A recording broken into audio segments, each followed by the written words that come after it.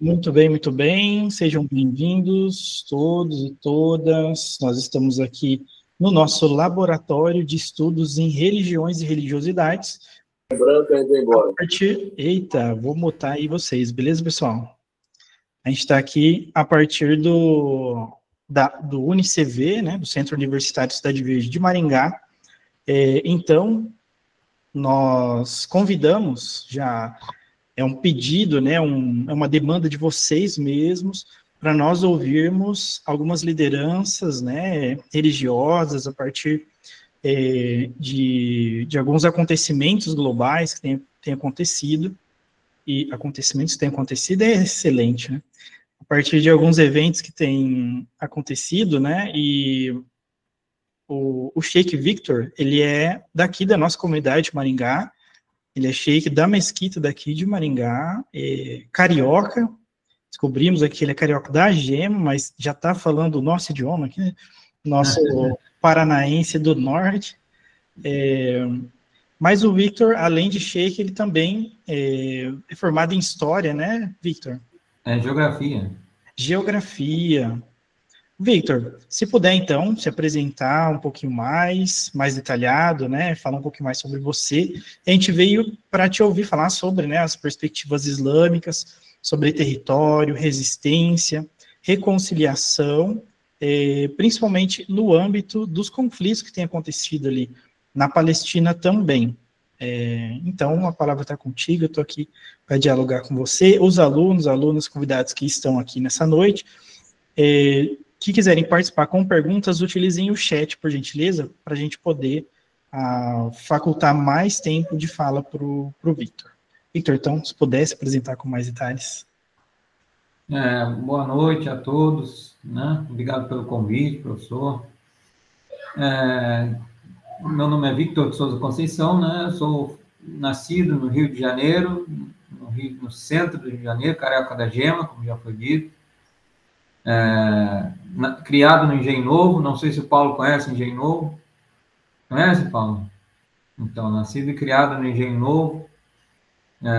Sou formado na Arábia Saudita, na Universidade Islâmica de Medina.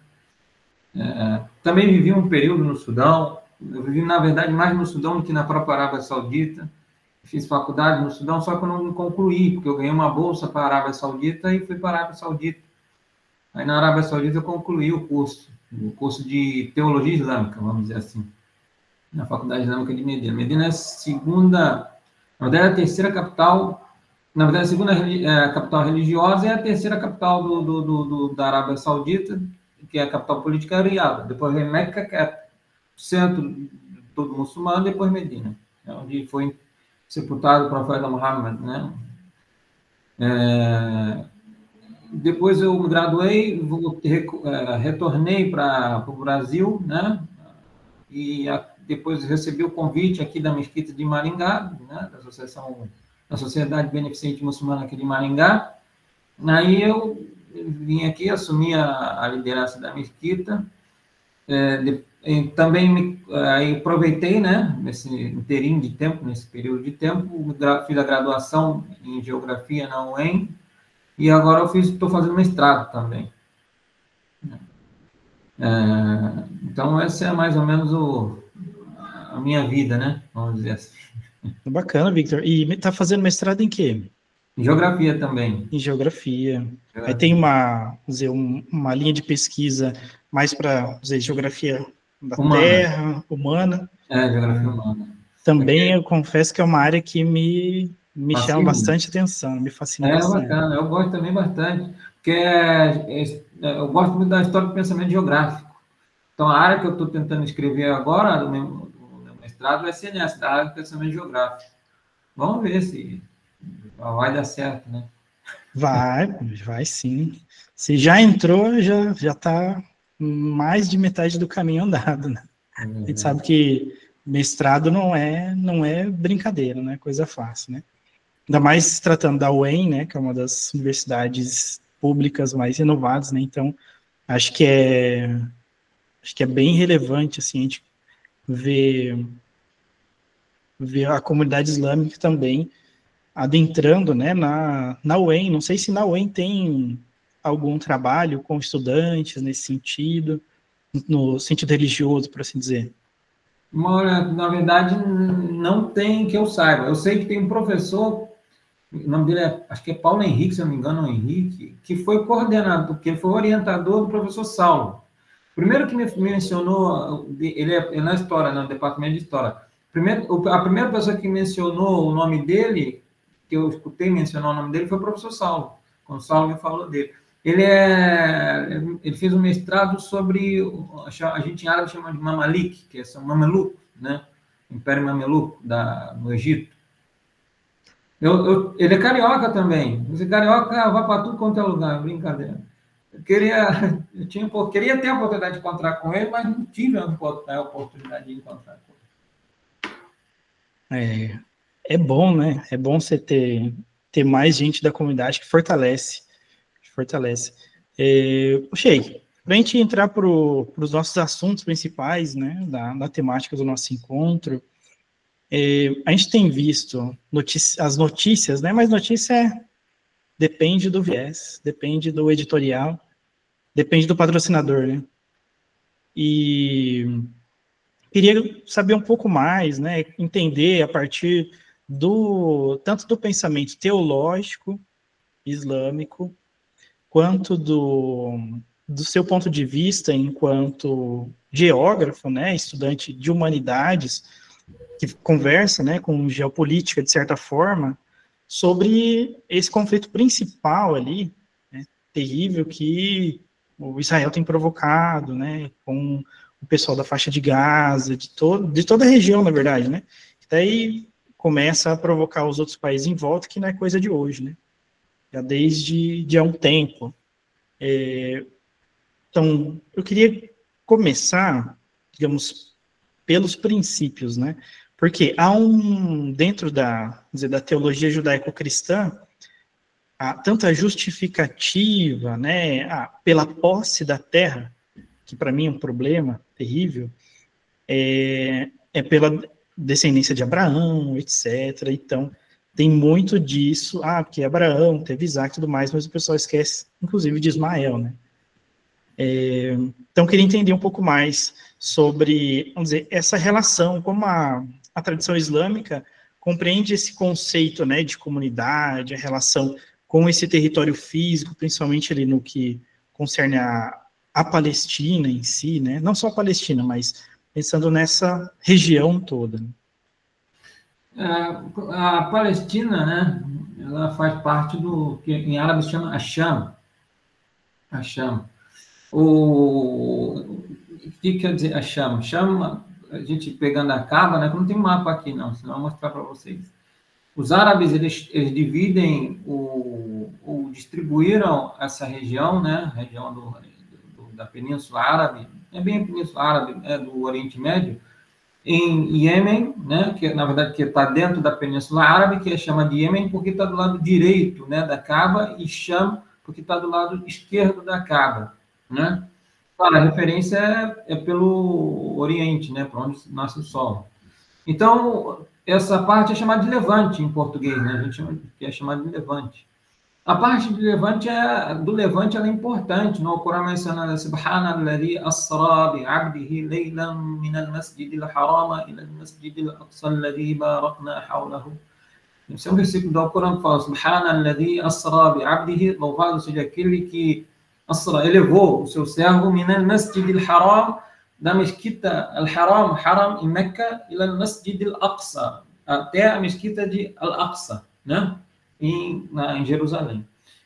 Então, esse lugar, para o muçulmano, é o terceiro lugar mais sagrado do Islã.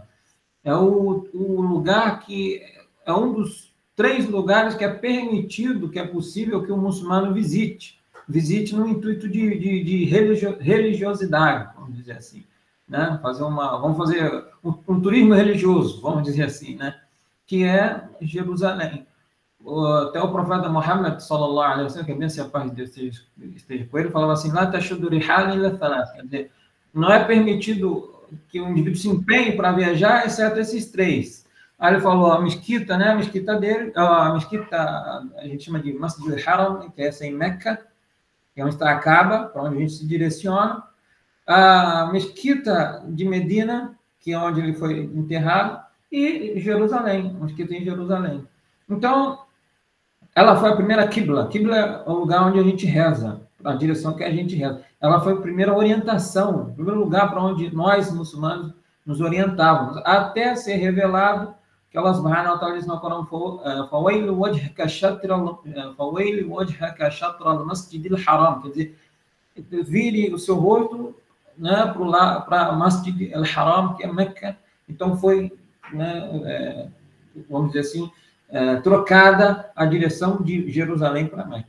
Então a importância religiosa dela é enorme dentro do Islã. Mas por que isso? Por que ela é tão importante dentro do Islã? Porque, na verdade, foi o lugar que Deus enviou mais profetas, né? Vamos dizer, a maioria dos profetas desceram nesse lugar, né? É um lugar abençoado. Então, por isso, nós, muçulmanos, claro, exaltamos esse lugar, né? Claro, historicamente, o problema da Palestina, digo eu, é mais um problema nem mais religioso, é um problema étnico. Por quê? Primeiro que, claro, quando começa esse conflito, né, vamos dizer assim, antes de 48, na verdade começou antes de 48, os árabes já tinham se separado, já tinha surgido entre os árabes uma coisa chamada pan-arabismo. Então, já existia um pensamento de, vamos dizer, de união árabe e tal. E isso é um pensamento que, de certo modo, eu sou contra, na verdade. Isso, na verdade, é contra até o Islã. Não contra que o árabe tenha sua cultura preservada, não é isso. É que os moldes que foi criado o pan-arabismo foi dentro de moldes totalmente errados e confusos. Mas, voltando lá, o que acontece? A Palestina, ela, como se divide a Palestina, né? A Palestina ela fazia parte do Império Otomano. O Império Otomano cai em 1922, né? O Império Otomano participou da Primeira Guerra Mundial junto com a Alemanha. Então, os ingleses, né, a gente sabe, os ingleses já tinham feito um acordo com a França em 1916, num acordo chamado Sykes-Picot, né, que era dividir a região do Oriente Médio. Essa região foi dividida entre França e Inglaterra. Alguns que não existiam países naquela época, eram regiões como Síria, né? Síria e Líbano era uma coisa só, era chamada de Grande Síria, Iraque não, Síria, agora não me lembro outras regiões, ficavam com a França. Agora, a Palestina, Iraque, que ainda não existia, foi surgir em 1922, ficaram com a Inglaterra, e a Arábia Saudita também. Então, o que acontece? Depois desse tratado do Sykes-Picot, né, Sykes-Picot, que eles distribuíram lá a terra para ele, a Palestina ficou com a Inglaterra, em 1916, se eu não me engano, foi 1916, agora não me lembro, 1916 ou 17, que tem a declaração do, né, Balfour, né, que é conhecida, a declaração de Balfour. O que a Inglaterra declara? Declara que deveria ter um Estado para os judeus. Lembrando que nós, muçulmanos, não temos nada contra a religião judaica, nada disso. Não temos nada contra com a religião judaica. Isso é um fato. Muitos aparecem e vêm querendo atacar o muçulmano odeia judeu. Não odeia judeu. Isso não é uma utopia, isso é um fato. Os judeus viviam abaixo do Império da Andaluzia e há bastante tempo, 8 séculos viveram com os muçulmanos, sem nenhum problema, pelo contrário. E ninguém menciona isso. Não temos nenhum problema com a religião judaica. Sheik, e já viviam, antes da grande expulsão ali, já havia uma convivência ali, de certa forma, né? Sim. Viviam, até dizem que os judeus que viviam ali na Palestina viviam com os árabes normalmente. E eram, de certa forma, árabes, judeus árabes, né? se eu não me engano, eles chamam de Mizrahim, né? Chamam assim. Tá, mas tudo bem. Então, quando a Inglaterra, que ela dividiu a região, que ela fica com a Palestina, ela acha que aquela terra ela deveria ser, ou deveria... Na verdade, o Acordo de Balfour foi o seguinte, que ela ia dividir a terra em duas partes. Parte para a Palestina e parte para Israel, para o Estado de Israel. Só que, claro, nós sabemos que não cumpriram esse acordo, né? Isso foi em 1917, 1916, 1917. Antes disso tinha, porque teve os pogroms, porque isso não, todo mundo fala do problema só a partir de 1948. 1948 é o resultado de tudo isso. É como se fosse a explosão de todo um problema que estava já... foi como a panela que estourou depois de tudo que estava acontecendo no período esse, do começo do século XX até a metade do final do século XIX até o começo do século XX. Então, o que acontece? Claro, com o surgimento do sionismo, isso no começo do século XX, né? No final do século XVIII, no final do século XIX, né? 1800 e pouco, começaram com os pogroms na Rússia, começaram a enviar já levas de judeus para a Palestina, só que o número não era tão grande assim, era um número considerável.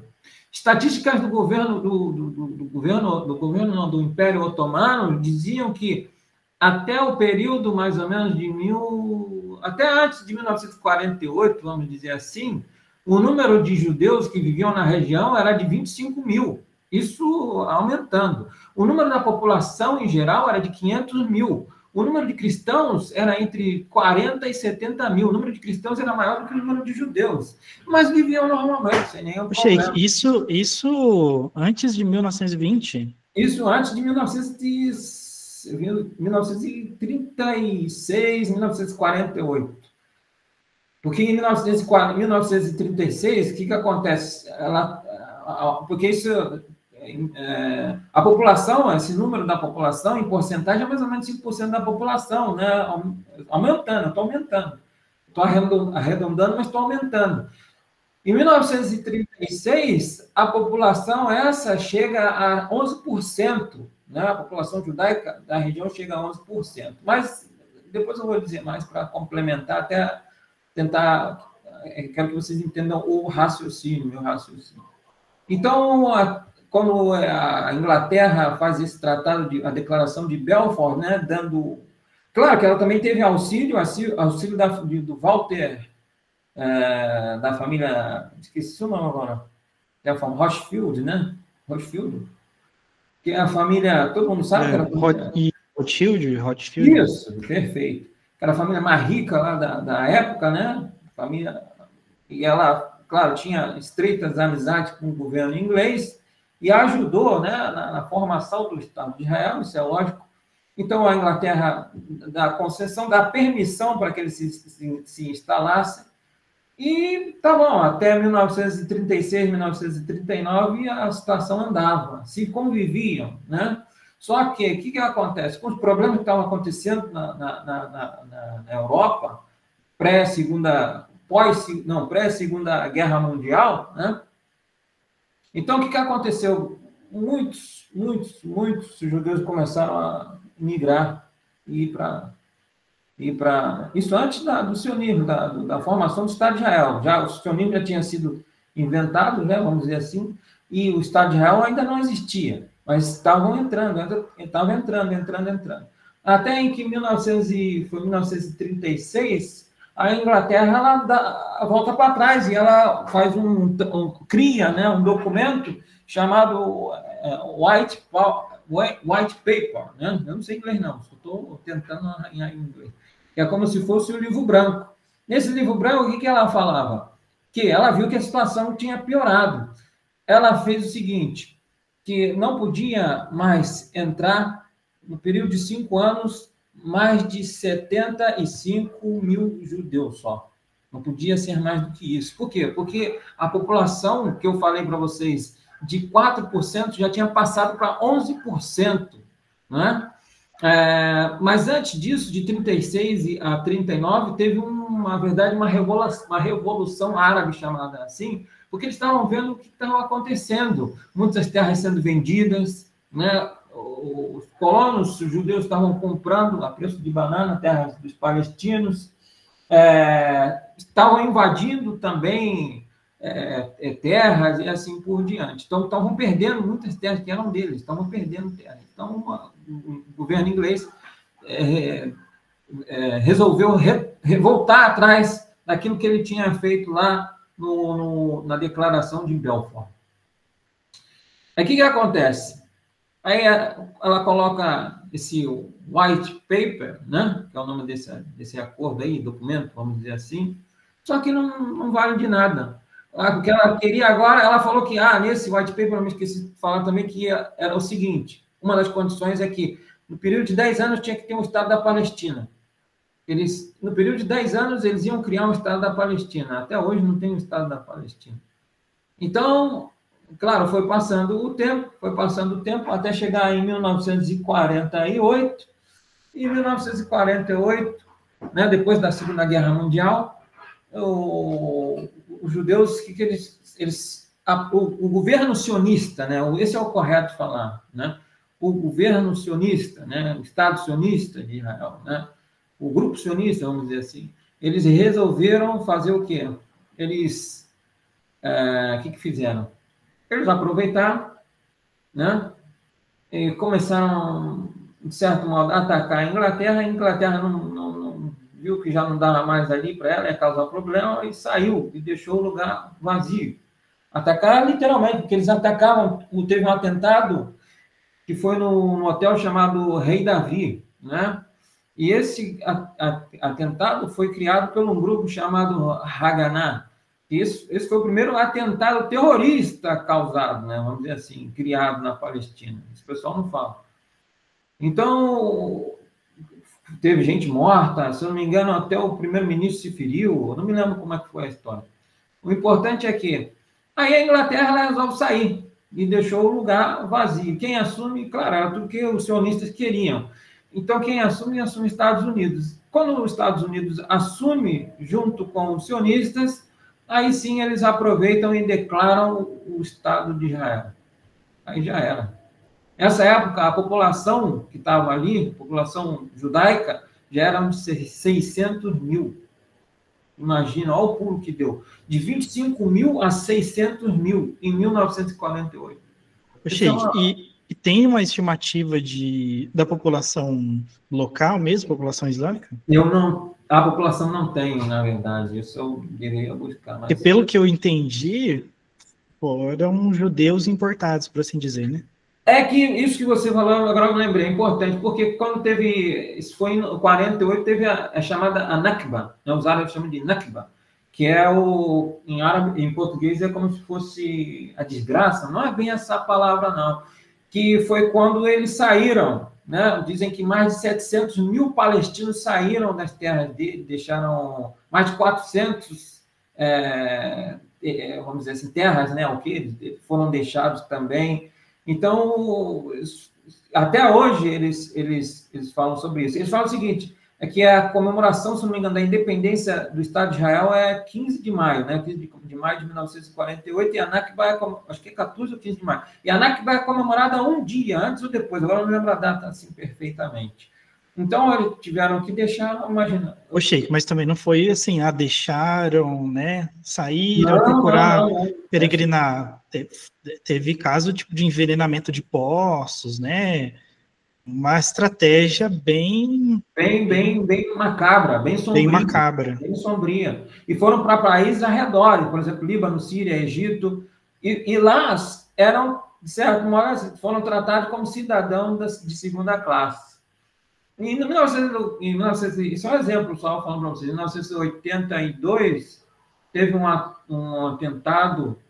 Foi um atentado, não, foi uma chacina que ocorreu no Líbano.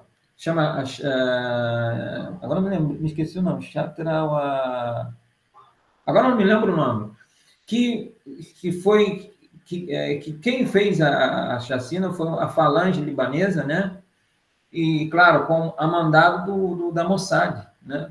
Então, exterminou palestinos que viviam em cabanas, vamos dizer assim, dentro do Líbano. Refugiados que saíram lá no tempo da Nakba. Foram exterminados. Já fizeram filmes sobre isso, desenhos animados, desenho que eu digo animação, né? Curta-metragem sobre o assunto. Então, a situação, como eu disse, é uma situação bem triste. Voltando ao assunto. Não é uma situação ou não um conflito religioso, como eu falei anteriormente. Por quê?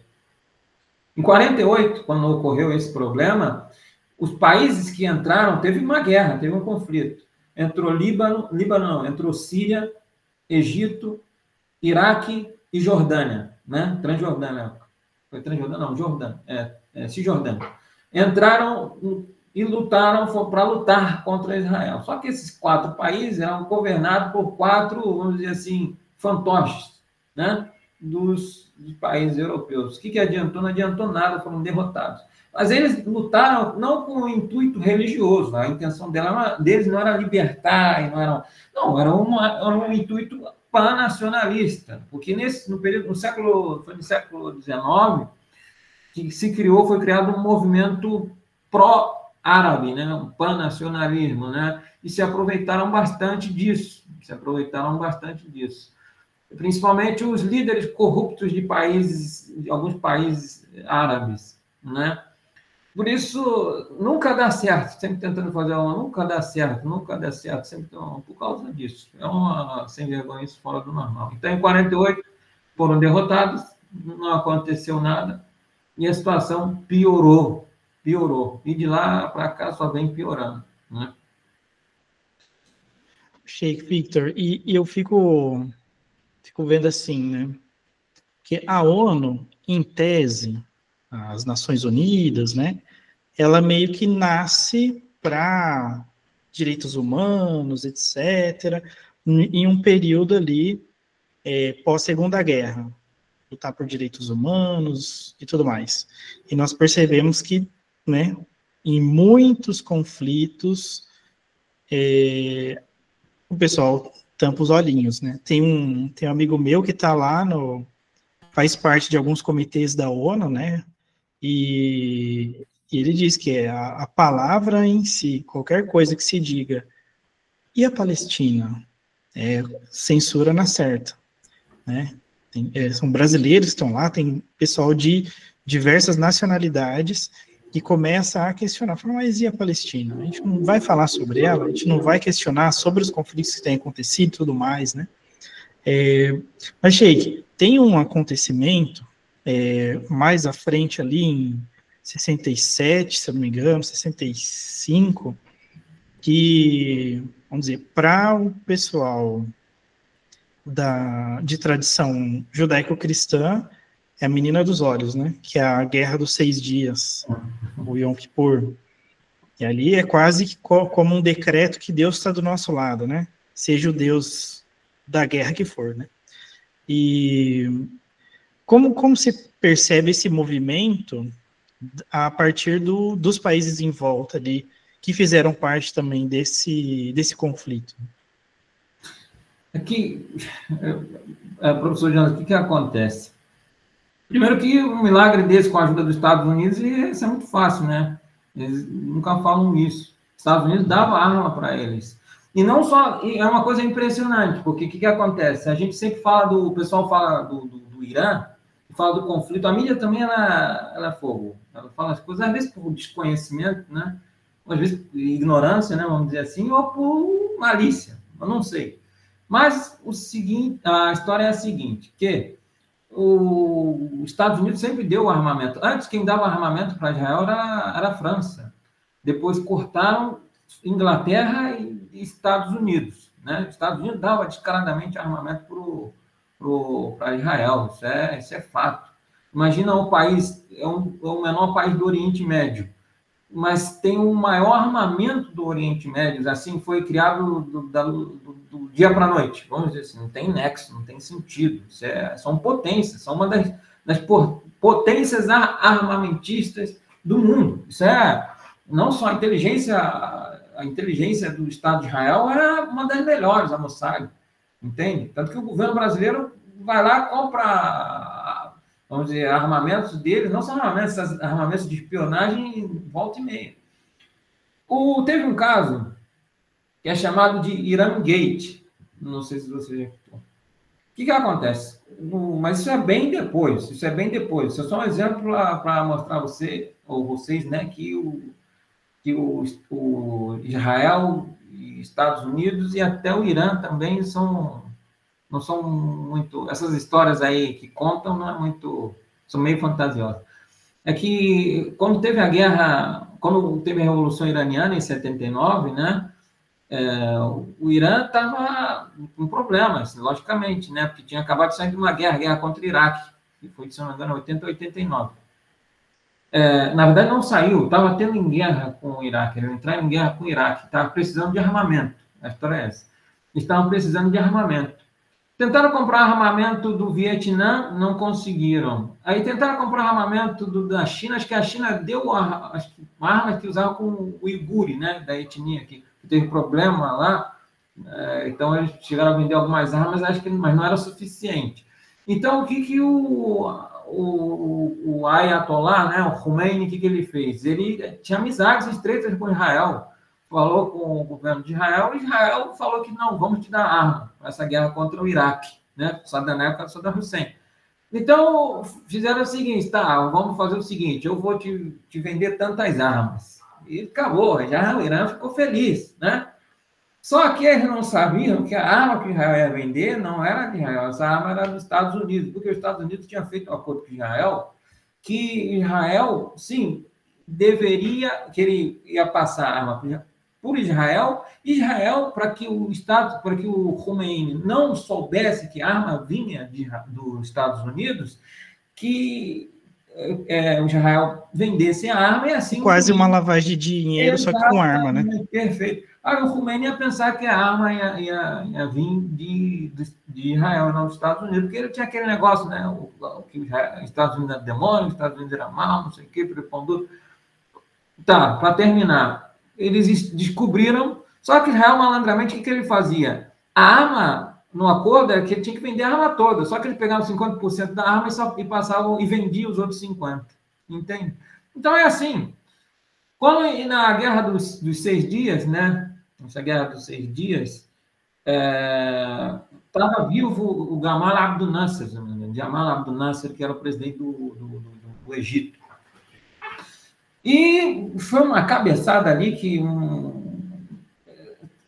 com a Síria, Jordânia, e o que acontece nesse período nos países árabes? Nesse período nos países árabes estava também o Gamal Abdel Nasser do Egito, ele estava muito forte, né? Porque era a esperança dos árabes de derrubar o Estado de Israel, né?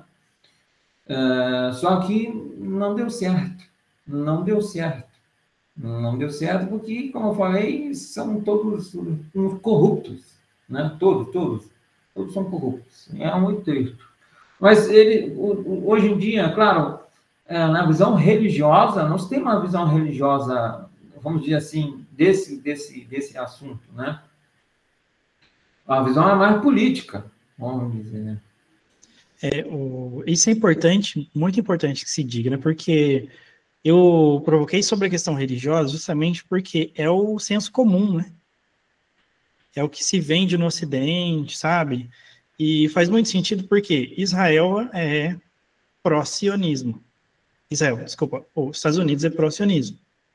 Né? É evidente. Independente do governo que se esteja lá, dá para perceber esse caminho, né? Claro que daí eu recomendo aos nossos estudantes que estão por aqui que estudem a respeito, né? A gente vai falar, né, detalhar a respeito do sionismo, etc. Mas é importante que se entenda que sionismo não é anti-sionismo, não é antissemitismo. Né? Uma coisa é uma coisa, outra coisa é outra coisa, né? Uma coisa é étnica, outra coisa tem outro cabimento, né? Mas ainda dentro, para a gente, de certa forma, se construindo e enganos, né, e repercebendo o Islã em si, a partir dessa cultura de paz, que é uma religião de paz em si, né? A gente vê, eu tive na Europa durante a adolescência e fiz amizade com, que a Europa é centro de imigração de tudo que é gente, que é lugar do mundo. E eu estava na Espanha e bastante gente, assim, Paquistão, Egito, diversos lugares, até Senegal, diversos lugares que têm bastante influência do Islã.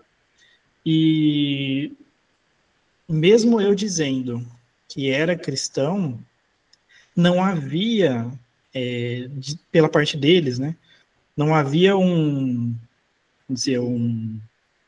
receio, né, não havia uma intolerância, por assim dizer, né.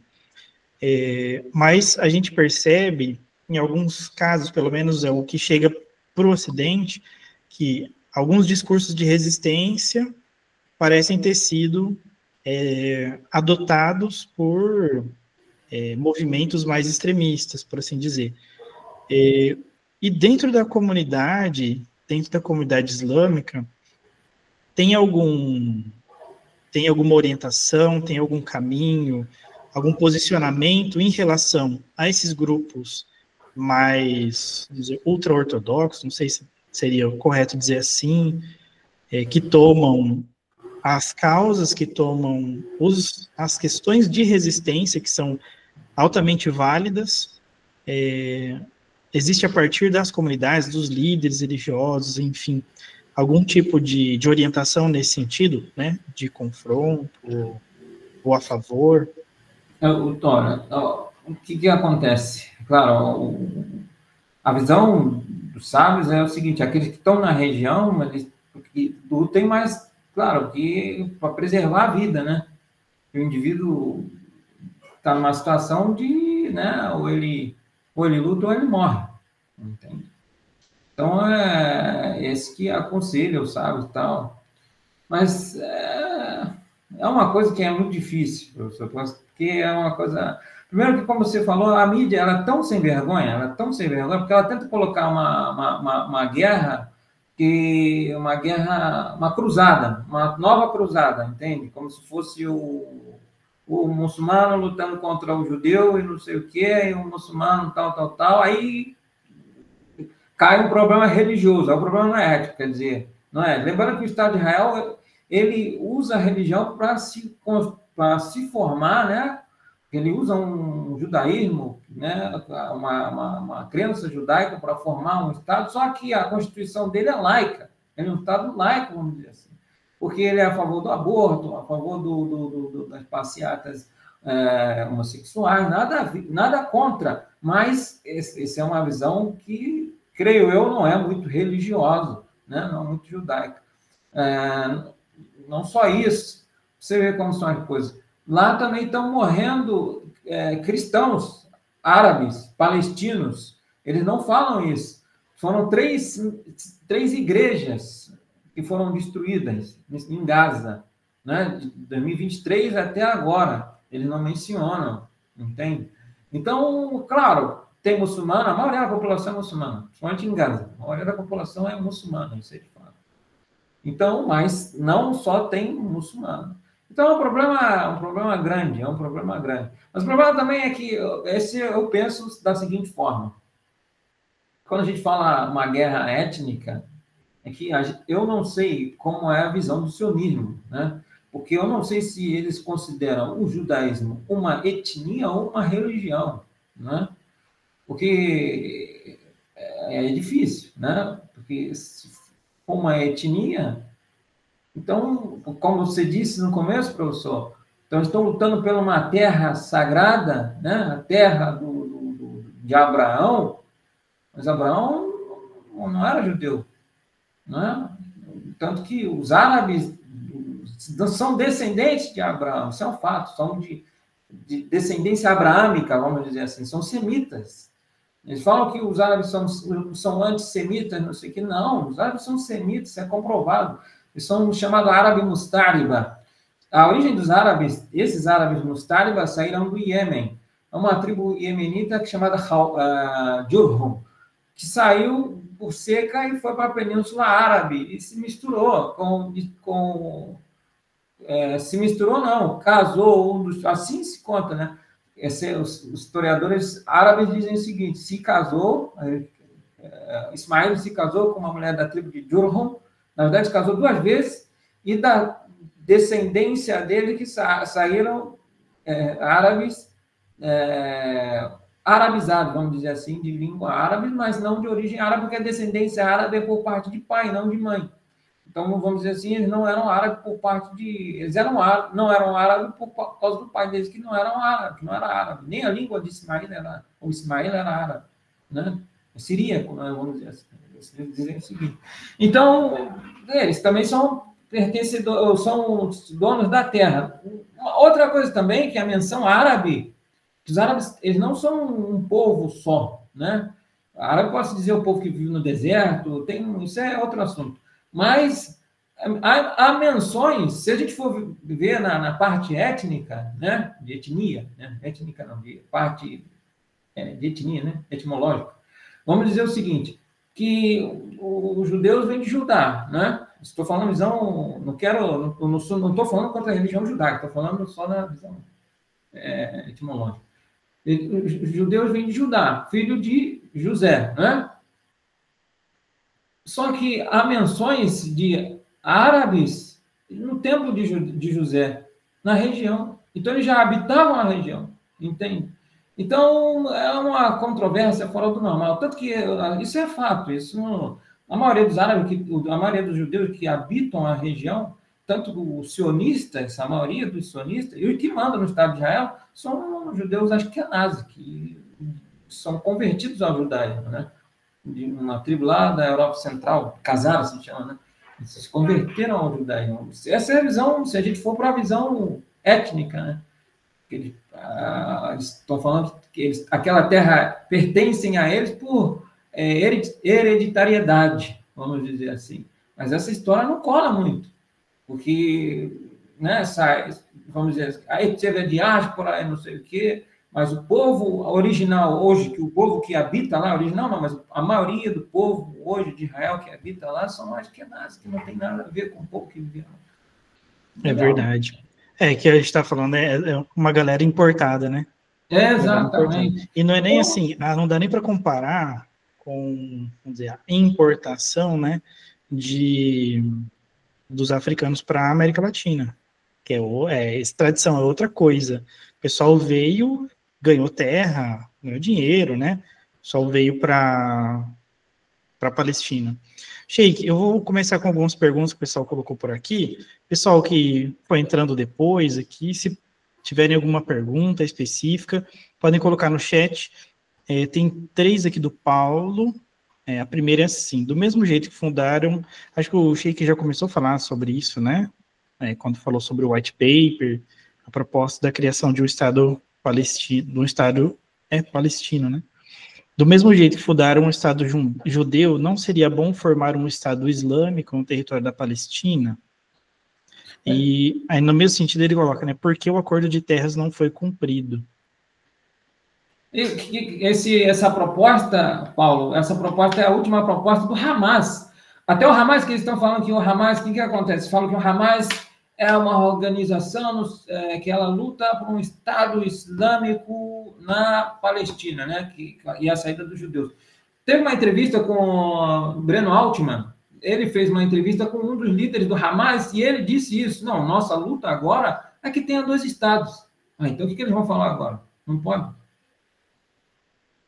Eu tenho a impressão que é sempre o Sheik trouxe muito bem, acho que foi muito importante esse resgate histórico, né, dessa experiência colonialista, que muda a forma de viver, dá para perceber a influência europeia.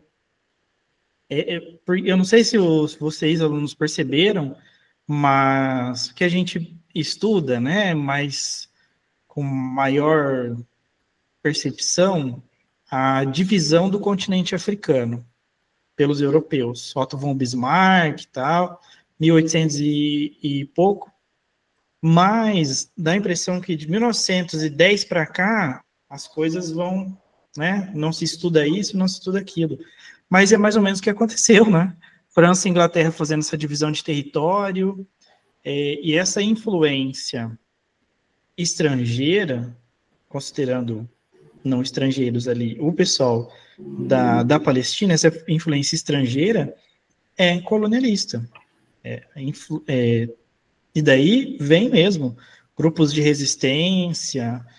No meio desse grupo de resistência, como o próprio Sheikh Victor colocou, aparece um outro sujeito que tem uma fala um pouco mais pesada, ou então que tem uma pegada mais que vai se corromper pelo meio do caminho. Aí ele vira o foco da atenção, né? Esquece toda a causa, esquece tudo, né, o que foi feito até então.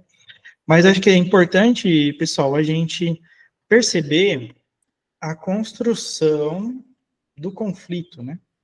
Tudo isso vem acontecendo desde muito tempo, com a influência de nações estrangeiras,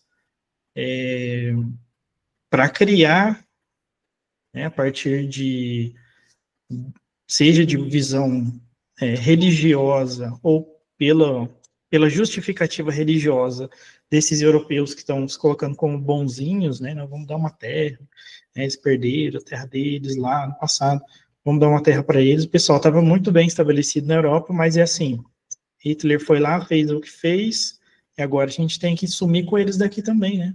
É uma forma deles meio que se pacificarem, né? E aí, para fazer um bem, eu faço terríveis males, né? Aí toma a terra do outro, tudo mais. Sheik, para a gente ir indo para os finais, né? Que sei que o Sheik também tem seus compromissos.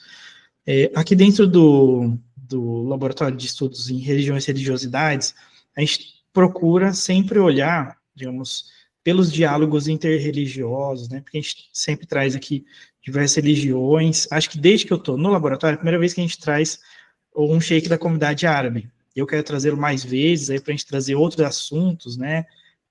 Mais voltados para a teologia islâmica. Acho que o pessoal tem bastante interesse também. Mas considerando então, diálogo interreligioso, cultura de paz, né? E a gente percebeu, lógico, dentro dessas invasões territoriais, esse colonialismo que foi feito, né? Essa desconstrução de nações e construção de outras ideias, né? A partir de conceitos ocidentais. Queria entender um pouco como seria, né, como o Islã enxerga essa convivência pacífica dentro de territórios compartilhados. Porque, por exemplo, o Victor está aqui em Maringá. O Maringá é evangélico para lá para cá. Tem a catedral, que é o símbolo de Maringá, né? A mesquita, ela fica ali pelos lados do HC, né? Uma região bem nobre também. Mas aqui no Brasil, nós temos uma multiculturalidade. No entanto, nós ainda temos intolerância religiosa e tudo mais. Eu queria que o senhor falasse um pouco sobre como a teologia islâmica ela oferece esse diálogo interreligioso, como o Islã enxerga uma convivência pacífica, multicultural, dentro de territórios compartilhados, né? Percebendo o território e a convivência. O que acontece, professor?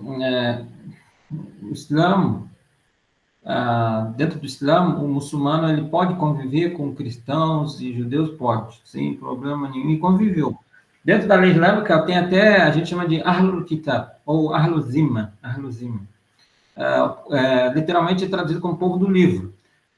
São aqueles cristãos e judeus que vivem vamos dizer assim, um país, não um país muçulmano, que não existe um país muçulmano com leis muçulmanas hoje em dia, isso não existe.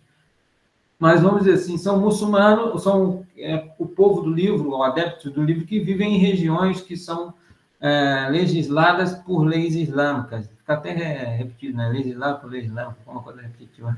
Mas é mais ou menos isso. Então, dentro do Islã tem essas regras. Por exemplo, o muçulmano ele pode casar com uma judia ou uma cristã sem nenhum problema.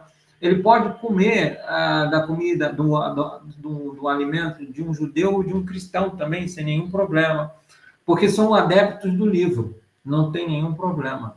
Não tem?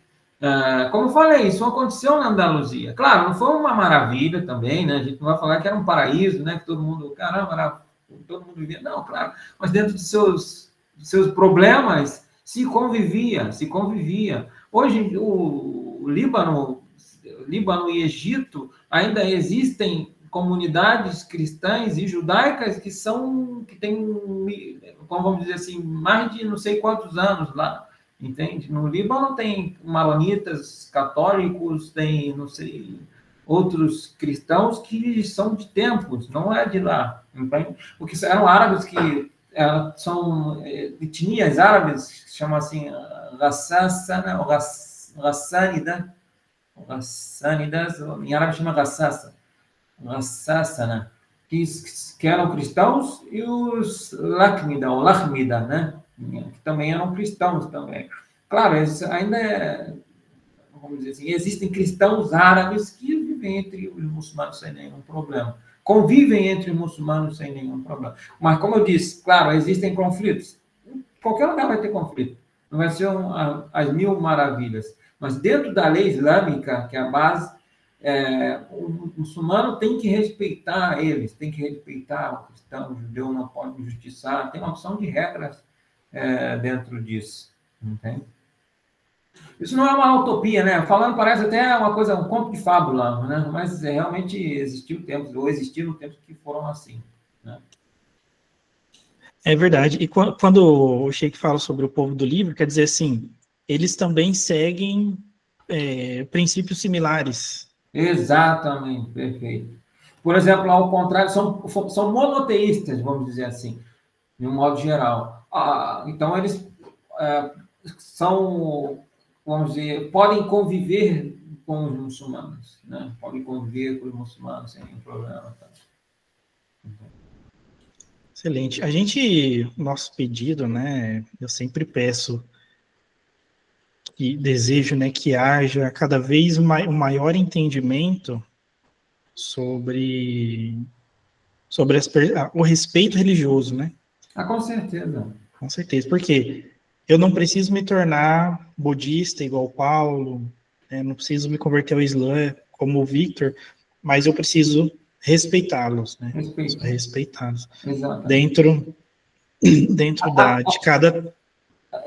Desculpa interromper, professor. A base é essa, por exemplo, eu não necessariamente você pode concordar naquilo que eu acredito, mas eu preciso respeitar, entende? Se respeita aquilo que você crê, entende? Esse é o problema que as pessoas confundem, né? Por exemplo, eu não sou obrigado a acreditar naquilo que você acredita, mas sim sou obrigado a respeitar aquilo que você acredita, entende? Esse é o problema. Então, você vê muitas pessoas que elas querem te obrigar, querem te impor uma coisa que você a coisa não é assim. Entende? A coisa não é assim, não anda assim. Então, infelizmente, a gente vê cada coisa... O Paulo, ele é carioca. Se eu vou falar uma coisa, ele sabe melhor que eu. Eu não vivo mais no Rio, né? No Rio de Janeiro, claro, eu saí um pouco da vertente só para... No Rio de Janeiro tem um lugar chamado Complexo de Israel. Os caras entenderam as coisas totalmente ao contrário. Tinha uma moça que eu dou aula para ela, acho que ela até saiu do grupo.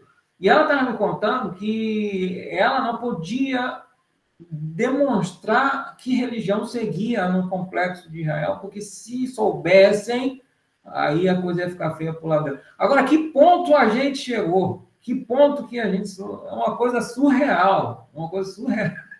Então, são esses indivíduos assim que a gente não quer ser igualado. O não quer ser igualado com isso, já... Não, a gente tem traficantes evangélicos, né? Daqui a pouco a gente vai ter traficante católico, traficante islâmico. Não, mas é uma concepção de cada pessoa. Como eu sempre digo. O pessoal fala, muçulmano terrorista. Olha, existe muçulmano terrorista? Existe. Só que esses são uma pequena porcentagem em 2 bilhões de pessoas. Imagina se 2 bilhões de pessoas fossem terroristas. Ah, o mundo tinha acabado já. O mundo tinha acabado, gente. Não tinha ter conflito aí né? Mas, infelizmente, é assim. O pessoal não assimila coisas, não. Pensa que, caramba. Aí vem um cidadão, uma pessoa, um estrangeiro, um muçulmano, né, fugido de guerra. Quando chega aqui em terras estrangeiras, não só no Brasil, em qualquer outro lugar, é tratado ou já olhado de outra forma. Entendeu? Olha para o indivíduo, caramba, esse daí é meio terrorista, não vou nem me aproximar que ele vai explodir. Não, esse daí arranca a cabeça, isso daí fica nem... Então, são coisas que, infelizmente, a gente tem que... Ô, Sheik, mas agradeço muito você por ter vindo. O Paulo, você tinha levantado a mão. Fala aí, meu consagrado. Pô, tô esperando aqui a aula inteira. Na verdade, eu esperei umas 3 semanas para poder ter esse encontro aí com o Sheik, né? Que o professor tava prometendo aí pra gente. É um prazer aí, Sheik, para mim. Em primeiro lugar, boa noite. Boa noite. Está sendo gravado aqui agora, né? A gente se apresentou antes, mas está sendo gravado aqui agora. Então, o professor já apresentou uma dúvida minha, e o senhor também acabou falando sobre isso durante a aula, né? Inclusive, ótima aula, parabéns, tá? Você é um ótimo professor. Mas vamos lá. Quando eu fiz essa pergunta, o senhor assimilou primeiramente a minha pergunta ao Ramais, né? Acredito, todos nós aqui, como cientistas da religião, teólogos e tudo mais, estamos olhando de um ponto de vista 5D, eu gosto de chamar assim. A gente está olhando de fora, a gente não está para desrespeitar ninguém, a gente está para entender todo mundo. Então, assim, eu sou budista, mas eu sou completamente apaixonado pelas religiões abraâmicas. E o que acontece? Eu até deixei ali na pergunta que tinha uma questão ideológica que eu queria perguntar, que o senhor expressou muito bem a questão geográfica, né? Realmente o tratado não foi respeitado. Existem até hoje, inclusive, teólogos, tanto majoritariamente judeus, que falam que durante o tratado, mesmo que maior parte de Israel tenha sido dada aos judeus, a menor parte que foi dada aos islâmicos eram terras mais produtivas. Então, a gente vê claramente que eles usavam qualquer tipo de argumento para poder inferiorizar qualquer tipo de coisa islâmica ali no sentido. Só que, qual é a minha questão aqui? A gente, pelo menos aqui no latim, aqui na língua portuguesa, a gente tem um fundamento muito bom dentro do dicionário. Eu não, como não sou islâmico, não faço parte da filosofia e tudo mais, eu não conheço. Eu conheço um pouco do sânscrito, que é o do budismo, é a minha parte, e é isso que eu queria perguntar. O que acontece? Para mim, é muito simples entender uma profecia que diz o seguinte: o primogênito de Abraão, certo? É isso que diz a profecia. O primogênito de Abraão, né, será o herdeiro e assim prossegue adiante a cultura. E aí a minha pergunta é a seguinte, inclusive eu até comentei com o professor Jonas várias vezes que eu queria, o meu desejo era que viesse o senhor, que é um sheik, junto com um rabino, para a gente poder ter essa conversa. Bem capaz, para colocar aqui, né, um de frente para o outro, como se eles não soubessem, né, tipo debate. Não, mas o que acontece? Não é para eles saberem, é para eu saber, porque eu tenho essa dúvida. Porque o que acontece? Para mim, a partir do momento que eu pesquiso no dicionário, eu tenho um dicionário, eu pesquiso no dicionário, o que é primogênito? É o primeiro filho, certo? Então, para mim, a partir do momento que eu pesquiso isso, e isso está claro para mim, vale lembrar também, eu faço parte do espectro, eu tenho meus laudos aí, o professor sabe das minhas particularidades, então eu posso raciocinar de uma forma um pouco diferente da galera. Mas, do meu ponto de vista, a partir do momento que a profecia diz primogênito, não tem nada de dúvida para mim. E mesmo que tivesse tido, não tem nenhum motivo para o Tratado de Terras não ter sido respeitado. E quando eu perguntei, não seria benéfico, o que eu quis dizer foi isso, não seria benéfico ter um Estado muçulmano, por quê? Porque a proposta da ONU a princípio, era ser plural, era respeitar tanto o judaísmo quanto o islamismo, sendo que na prática eles não fizeram isso. A gente sabe disso, eles não fizeram isso. E quem não concordou, não foi só o Oriente Médio que não concordou com a ONU. Teve uma galera que não concordou com a ONU. E todo mundo que não concordou com a ONU foi chamado de terrorista. E a gente como cientista da ganha religião... pecha de antissemitista, né? Que a gente tá Exato. E a gente, como cientista da religião, é o que eu procuro, pelo menos aí com o mestre, eu procuro, assim, ter meu ponto de vista 5D, de fora do que está acontecendo ali, entende? Tentando compreender todo mundo o que está acontecendo. Porque, para mim, cara, o senhor que é um sheik tem mais posicionamento para falar sobre o meu mestre aí, que é evangélico, sobre eu, que sou budista, entendeu? Cada um tem o seu lugar de fala. E eu realmente não consigo entender isso. Se a profecia diz que é o primogênito, qual é o problema do primogênito? Qual é o problema do primogênito? Não ser a esposa de Abraão. Eu não consigo entender isso. Talvez seja pelo meu espectro, talvez seja porque eu tenho algum problema, ou talvez não, talvez seja um questionamento bom da minha parte. Porque assim... Paulo, agora vamos deixar ele responder aqui. Só para contextualizar, né? Perfeito. Quem nasce primeiro? Ismael. O Paulo, inteligente, mashallah. A pergunta dele é excelente. O Paulo é fora da curva pro Sheik. O Paulo é fora da curva. Olha o óculos do homem.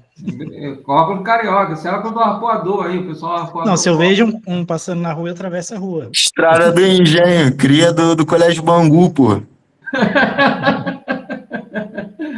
Paulo. Eu sentia a falta desse clima carioca. O que acontece, Paulo? O que você disse sim, a visão muçulmana. Nós acreditamos sim que o filho primogênito é Ismail. Ismail quer dizer, Ismail é Deus escutou. Ismail, igual árabe. Ismail árabe é escutou. Deus, né? Mas em árabe a gente não fala fala Allah, Iler, né? Mas muito parecido com as línguas semíticas. São línguas, na verdade, muito parecido com as línguas siríacas. Não sei se é siríaco se fala, né? O hebraico, o aramaico, são línguas semíticas, né? O árabe é a mesma coisa, está muito parecido. Ismail, que é de Deus escutou. Ismail árabe é escutou, e Deus escutou. Por quê? Porque Abraão, quando, lógico, não tinha um filho, ele pediu a Allah subhanahu wa ta'ala, pediu Deus a um filho, e Allah subhanahu wa ta'ala concedeu a ele um filho, e saiu Ismail, né? Deus escutou minha prece. Né? O que eu acho mais, para mim, sim, mas eu acho linda essa história, porque a gente está lendo na Bíblia hebraica, católica, cristã, etc., evangélica, é o Bereshit, né? É o Gênesis. E o foco, a princípio, é Abraão. Então, teoricamente, Deus fala com Abraão, né? Deus visita Abraão. Mas, então, parece que Deus gosta de Abraão, né?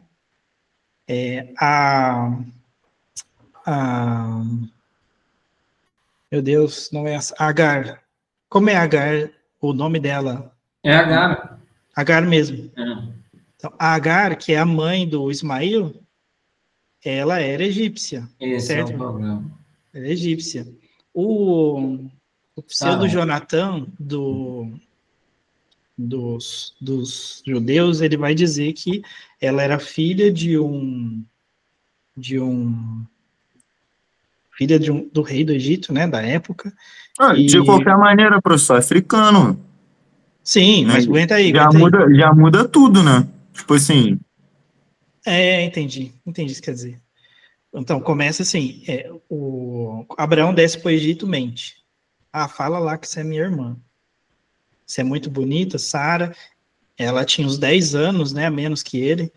A gente vai chegar lá, fala que você é minha irmã, porque senão eles vão me matar e vão pegar você para eles. Aí, fala que é a irmã. O faraó da época chama, sua irmã, então não tem problema. não matou o cara, mas chamou a Sara para casinha, né? Para ir com ele. E daí, na tradição, né, judaica, depois o Sheik, se tiver uma outra vertente, uma outra visão, gostaria muito de ouvir.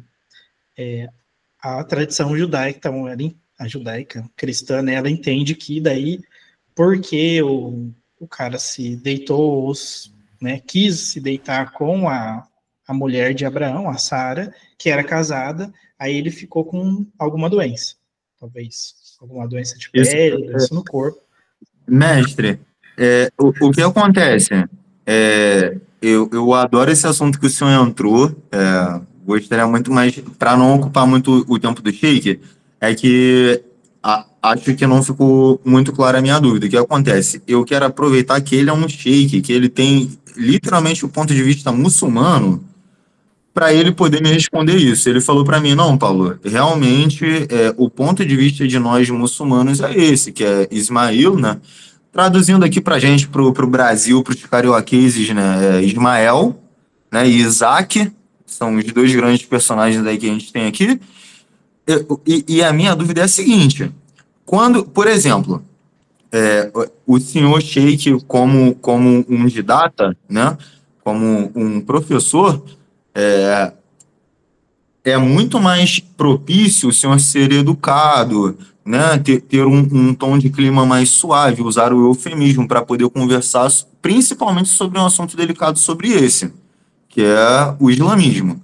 Só que acontece, a minha dúvida é, o que um judeu, quando tem um judeu e um muçulmano conversando, um com o outro, e os dois, o que acontece? O judeu tem a Torá, né, o Antigo Testamento, para aqui o ocidental, e os muçulmanos têm o Alcorão, que tem ali a sua parte perante Maomé. Inclusive, muitas pessoas não sabem, né, mas próprio Maomé é citado uma vez ou duas, no máximo, no Alcorão, enquanto Jesus Cristo é citado 25 vezes. Enfim. E aí, o que acontece? A minha dúvida fica essa. Quando cruza um judeu com um muçulmano, porque a profecia está dizendo, cara, é o primogênito. E o primogênito é simples. É muito simples para mim entender isso, cara. Não é possível. Ou eu sou muito inteligente ou eu sou muito burro. Entendeu? Porque primogênito é o primeiro filho. E o primeiro filho de Abraão foi Ismael.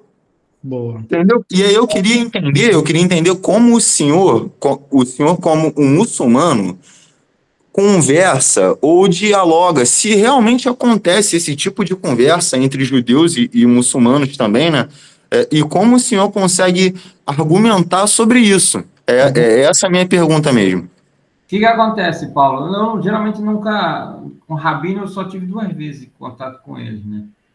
Mas, claro, eu entendi essa pergunta. Eu creio, posso estar errado, aí precisa de alguém que tenha conhecimento na religião deles, do judaísmo, é que a descendência judaica é por parte de mãe, não por parte de pai. Creio eu que ele vai argumentar isso. Então, ele vai falar o seguinte para você, como Ismael, a mãe dele, não era, vamos dizer assim, descendente, não sei o quê, prima de Abraão, então, e Agar era apenas uma escrava, a descendência correta é de Isaac, entendeu? Então, a descendência deles... Agora, não sei a que período isso, ou quando, a partir de que época, que a descendência se tornou, a descendência dentro do judaísmo se torna... Perfeito. Para mim, a resposta do senhor foi o suficiente, porque, assim, o senhor como muçulmano, o senhor como pertencente a uma parte da história, realmente o senhor não vai conhecer outra parte da história. E vice-versa. Se a gente botasse um rabino aqui, ele também não ia conhecer o posicionamento dos muçulmanos. Mas faz sentido, Paulo, o que ele falou, porque assim, quando no Novo Testamento, né, vai falar sobre Paulo, isso, ou Jesus, vai falar que ele era judio de judia, né? A cidadania, a nacionalidade está ligada na mãe, faz muito sentido. Eu não tinha pensado nisso. Faz muito sentido, realmente, isso faz muito sentido. Mas o senhor, assim, a gente olhando aqui de fora como cientista da religião, a gente sabe que a gente pode pegar qualquer livro religioso e fazer qualquer Eu sentido tenho dele a a hora que minha a gente teoria quiser. cientista da religião. Eu falei para vocês que eu não ia soltar antes que ele. Não, mas aí não seja tão modesto assim. O senhor é genial. A gente tem que, pô, apresentar aqui a situação na sinceridade. E o que acontece? A gente, nessa situação, olhando de fora, cara, da forma respeitosa que a gente olha e tratando todo mundo do jeito que deve ser tratado, é, é, eu, a minha dúvida veio disso, de que realmente, como são territórios cruzados ali no Oriente Médio, não só hoje, mas como no passado, porque o que acontece? Se você jogar no Google, jogar no Gemini, jogar no chat GPI, você vai achar uma história completa sobre Palestina ali e Israel, certo? Mas, como eu disse para o senhor, como eu tive, o Sheik não deve saber aí, mas, Sheik, eu tive a oportunidade de fazer um trabalho junto com um professor aí, a gente estudou religiões indígenas brasileiras. E aí, o que acontece? Eu falei para o professor durante o trabalho, a gente fez a pesquisa e tudo mais, e eu falei para ele, professor, é muito difícil achar informações sobre os indígenas, entende? E quando eu falo isso sobre tudo. Por exemplo, eu sou carioca, o senhor também é carioca, o senhor é muçulmano, o senhor deve saber que não tem nenhuma mesquita em Bangu, Não. né? Também não tem nenhum templo budista em Bangu. Então o senhor seguiu a sua fé da mesma forma que eu segui a minha, a parte daquilo ali. Então, quando eu faço a questão de estar aqui por isso, porque o senhor tem critério para falar, o senhor está vivendo aquilo ali. Entende? Que se eu quiser, eu vou numa livraria qualquer que eu não vou citar nome para tomar processo, mas assim, eu vou numa livraria qualquer e compro um livro. Tem livro, eu já vi livro falando até que Jesus caminhou pela Índia, pô. Entendeu? Então, assim, se for para ficar pesquisando aleatoriamente, a gente vai achar de tudo. Eu faço questão de vir aqui perguntar justamente por isso, e a resposta do senhor me agradou muito. Principalmente o que me agrada é a humildade da pessoa falar assim, cara, o cara ser muçulmano e falar assim, eu gostaria de que tivesse um rabino aqui para poder te responder melhor. Só disso aí, sinceramente, Antes não de tinha você terminar, crítica. Paulo, eu só queria, no caso, só tirar uma dúvida com o Paulo em si, Claro. e o professor e, né, o Sheik que está aí. A dúvida de Paulo foi sobre a questão da descendência de Ismael com Abraão, né? Mas vamos lá, Sara e Abraão não eram irmãos, então possa ser que a promessa que Deus tinha para com Sara e Abraão fosse da linhagem direta deles, né? Como H ela não tinha, né? Pelo que eu tô entendendo é isso que no caso Paulo quer saber, como H não tinha, né, linhagem direta com Abraão, né? Porque alguns historiadores falam, eu não sei também, não tenho certeza, se Sara era irmã. Fala que era irmã de, Bom, acho que do pai, né? bom o que acontece? Não, peraí, agora vamos deixar o Sheik, Se... o Paulo. Achou. Claro, no Islã a gente não entra em mérito nisso, né? Eram primos, alguns sabem que eram primos, não irmãos. Eu ia entrar nesse assunto. O que acontece? Na verdade, a profissão. Pessoal, só para a gente não esticar muito, porque eu tinha combinado com o Sheik em horários, né? A gente não vou abusar também, senão ele não volta mais. Mas assim, vou colocar minha teoria. Minha teoria primeiro se a gente for no argumento porque eles eram parentes, entra pro étnico. Exatamente. Entendeu? Deus gosta dessa etnia aqui, não da outra. Exatamente. Então, Deus não gosta. Logo, se Deus gosta da etnia. Eu vou só deixar aqui em aberto, caso termine a aula e alguém, e a amiga e a Rebeca, que fez a questão de conversar, quiser continuar aqui por fora da aula, a gente pode conversar. Eu vou ter o maior prazer, tá bom, Rebeca? Tá certo, tá certo. Mas gosto demais quando vocês participam. É melhor, senão fica só a gente aqui, parece que eles só deixaram aberto, né, Sheik? Não, mas a gente, como o senhor mesmo falou, não vamos aí, pô, o Sheik tá em outro lugar aí, cara, sabe lá a hora que ele tá, né? Só uma coisa que o professor falou, e é excelente, porque esse é o ponto, é étnico. se a gente for bater nesse assunto de, por exemplo, ele é descendente de Abraão, ele é o dono da terra, né? Não porque aí daí tá, eles falam porque são judeus. Aí, como foi prometido a terra a Abraão, né? Como disse a Rebeca, por Sara ser descendente ou ser parente de Abraão, aí saiu Isaac, né? Em português. Aí toda a descendência de Isaac né? Na verdade, deveria ser descendência de Judá, né? Que vem de judeus e assim por diante. Tá, mas aí são os judeus donos da terra, vamos dizer assim. Mas só que, historicamente, eles negam coisas. Eles não têm assuntos que... Eu não quero alongar sobre isso. Tem coisas que eles não mencionam. Como assim? Muitos judeus eram conversos. Entende? Não existe... Vou dar exemplos aqui para vocês entenderem a situação. Muitos judeus, e principalmente os judeus que governam o Estado de Israel, são judeus de origem conversa, não eram judeus de etnia judaica. Tem um livro de um escritor, eu gosto muito desse livro, que acho que chama A Criação do Judaísmo, uma coisa assim. Que, claro, muitos batem nesse livro, sionistas vão falar que esse livro, esse cara não é judeu, mas ele se considera judeu. Agora não sei pronunciar o nome dele, se eu não me engano é Shlomo Sand. Agora não sei pronunciar o nome dele correto. Então, ele menciona impérios que realmente existiram. Por exemplo, tem um império que existiu na Arábia Meridional, que se chama Himyar, que se converteram ao judaísmo, e eles não mencionam.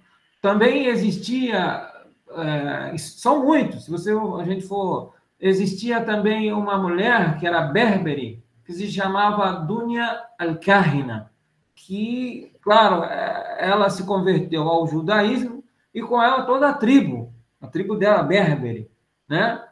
Tanto que, me esqueci o nome dele agora, agora me esqueci o nome dele, era da tribo dela, eu me esqueci o nome dele, mas esse é outro assunto. Então, ela fala que ele fala no livro que até os judeus sefaradins de Portugal, Espanha, muitos eram descendentes de romanos que tinham se convertido ao judaísmo, entende? Então, claro, aí para criar vamos dizer assim, uma narrativa, né? Uma narrativa baseada num povo étnico, aí apagam essa história O meu segundo... Não, peraí, Paulo, agora vamos terminando aqui, tá? Só para a gente liberar o Sheik. Minha segunda provocação era: quem escreve a história são os vencedores. Exatamente, perfeito. Entendeu? Quem que escolhe esse personagem e o outro? O autor, pô. Entendeu? Se o cara é capaz de invadir a terra lá e fazer um limpa étnico, você acha que ele não é capaz de escolher determinados textos? Obviamente, séculos, né, milênios para trás, daí já é o nosso papelzinho de cientista da religião, pessoal. Entrar a partir da crítica, entendeu? Crítica das fontes, mas será que foi assim mesmo? Entendeu? Questionar, porque quem vai aceitar tudo tal como está é o religioso daquela religião, e faz total sentido. Eu sempre falo para vocês, respeitamos todas as religiões, eu sou de uma religião, tenho altíssimas críticas, né, já sou excluído praticamente de dentro, porque discordo de várias práticas contemporâneas. Então, assim, mas essa dissidência não é bem-vinda.